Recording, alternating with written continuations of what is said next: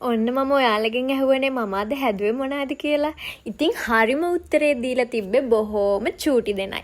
ඉතින් එයාලට මට කෑල්ලක් දෙන්න බැරි නිසා මම ඔයාලට රෙසිපි එක අරගෙන එනවා. ඔයාලා අනිවාර්යෙන්ම හදන්න ඕනි හොඳද?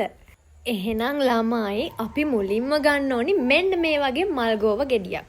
මේකටම අපි කියනවා කෝලිෆ්ලවර් කියලා. දැන් අපි මේක කෑලි කෑලි කඩා ගන්න ඕනේ. ඒකට මෙන්න මේ වගේ ගෝව ගෙඩිය අනිත් පැත්ත හරවලා ඒකේ මේ වගේ චූටි කැපුම් යොදලා අපිට කෑලි වලට වෙන් කර ගන්න පුළුවන්. එහෙමත් නැත්නම් ඔයාලට කපලා ගන්නත් පුළුවන්. ඊළඟට මම මේකට දා ගන්නවා උණු වතුර සහ ලුණු. මොකද උණු වතුරේ දාන්නේ මේ වගේ ඉන්නවනේ චුටි චුටි සත්තු.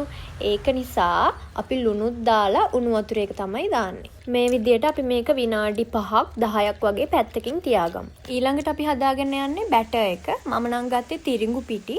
ඔයාලට කැමති පිටි වර්ගයක් ගන්න පුළුවන්. ඒ වගේම අපි ගන්න ඕනේ කෝන්ෆ්ලා එහෙමත් නැත්නම් ඉරිඟු පිටි. ඒකටම අපි දා ගන්නවා මිරිස් කුඩු, ලුණු, ගම්මිරිස් කුඩු, ඒ වගේම වතුර. මුලින් මේ පිටි ටික හොඳට අපි මික්ස් කරගෙන ටික ටික වතුර දදා අපි බැටර් එක හදා ගන්න ඕනේ. අපි මේක හොඳට පදමට එනකන් හොඳට මික්ස් කර ගන්න ඕනේ. හරි. ඊළඟට තියෙන්නේ අපි උණු වතුර දාලා තිබ්බ මල් ගෝව ටික මෙන්න මේ බැටර් එකට දාගන්න. දැන් මෙන්න මේ බැටර් එක අපේ මල් ගෝව වල හොඳට තැවරෙනකන් මේක අපි මික්ස් කර ගන්න ඕනේ.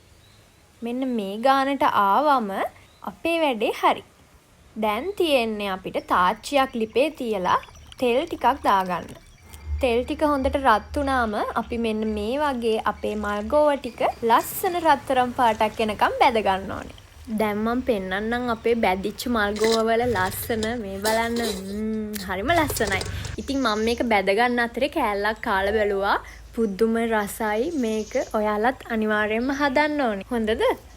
හරි. ඊළඟට අපිට කරන්න තියෙන්නේ අපේ සෝස් එක හදාගන්න එක. මේකට අපි වෙනම හට්ටියක් ලිපේ තියාගෙන මුලින්ම තෙල් ටිකක් සුදු ලූණු දාන්න ඕනේ.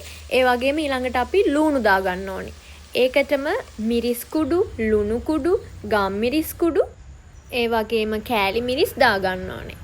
ඊට පස්සේ අපි ගන්න ඕනේ සෝයා සෝස්. සෝයා සෝස් ටිකත් මේ වගේ අපි එකතු කරගෙන ඊළඟට අපිට ඕනේ විනාගිරි. විනාගිරිත් ගොඩාක් දාන්න නැහැ. ඊළඟට අපිට ඕනේ තක්කාලි සෝස්. මෙතනදී ටොමැටෝ කෙචප් එක තියෙනවා නම් ඉතින් ගොඩක් හොඳයි. හැබැයි මගේ ළඟ තිබ්බේ තක්කාලි සෝස් එක හින්දා මම ඒක අද දාගත්තා. මේ ටික එකතු කරලා විනාඩියක් වගේ ගියාට පස්සේ අපිට වතුර කෝප්පයක් එකතු කරගන්න පුළුවන්. වතුරක් දාලා විනාඩියකට වගේ පස්සේ මම එකතු කරගන්නවා කෝන්ෆ්ලා මේස හැඳි දෙකක් වතුර වල දිය කරගෙන.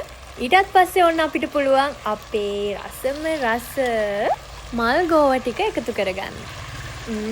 බලන්න ඉතින් මේකේ පාටේ ලස්සන දැක්කම කන්න හිතනව නේද? හරි. ඊට පස්සේ මේකේ ලිප ඕෆ් කරලා මම අන්තිමට එකතු කරගන්නවා පැණි. ඉතින් මම අද ගත්තේ කිතුල් පැණි. ඔයාලා කැමති පැණි වර්ගයක් එකතු කරගන්න. අන්තිමට පැණි එකතු කරලා ටිකක් කවලම් කරලා ඔයාලා කැමති විදියට ඒක සරස ගන්න පුළුවන්. ඊට පස්සේ අපිට තියෙන්නේ ඔන්න රස බලන්න තමයි.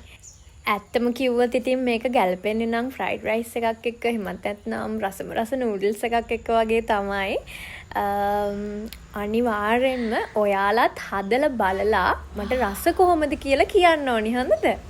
මම හදපු කෑම වලින් රසටම ආපු තවත් එක කෑම එකක් තමයි ඉතින් මේක. මම ඔයාලට කියන්නේ අනිවාර්යෙන්ම හදලා බලන්න. මේක මල්ගෝව කියලා නම් කියන්න බෑ. එහෙනම් ඔයාලත් හදලා බලලා මට රස කියන්න.